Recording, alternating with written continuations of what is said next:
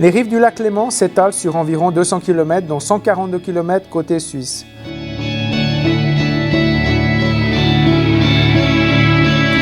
Pourtant, avant le XXe siècle, les habitations étaient à l'écart des rives, car celles-ci faisaient fréquemment l'objet d'inondations, jusqu'à ce que Genève parvienne à domestiquer les crues en construisant le pont de la Machine.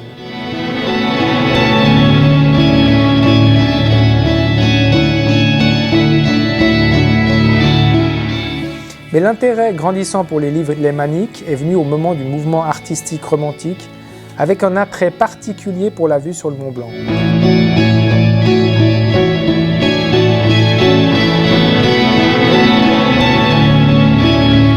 D'après notre enquête, on compte aucune propriété de plus de 10 hectares côté Genevois. En fait, il y en aurait 6 ou 7, toutes ou presque situées entre Prangin et Gland. Depuis lors, rares sont les terrains qui sont restés en zone agricole. On peut citer à Alamand les plantations du domaine de la pêcherie, où des kiwis bio sont cultivés sur 14 hectares.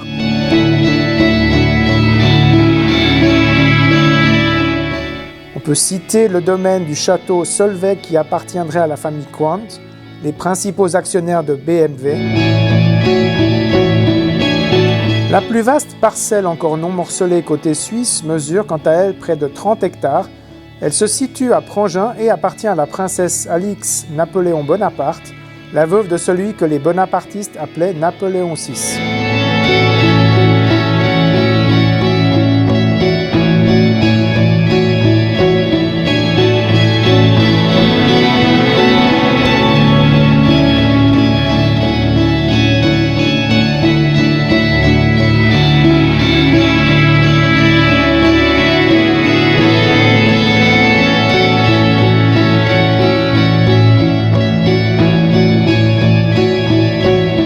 Une partie de celles-ci appartiennent à des collectivités publiques et donc ne seront jamais vendues.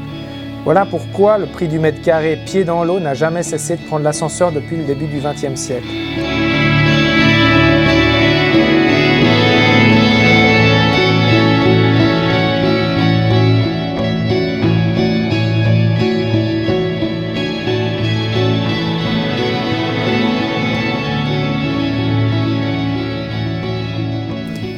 Nombreux sont ceux que nous citons dans notre enquête consacrée aux 300 plus riches de Suisse qui détiennent une demeure au bord du lac.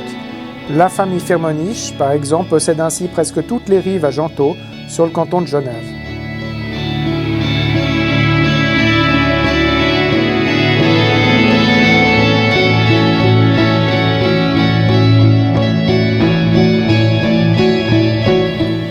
Reste que l'instabilité juridique que traverse la Suisse a d'ores et déjà un impact sur les prix. Les propriétés pieds dans l'eau ont vu leur prix baisser de 20% en moyenne.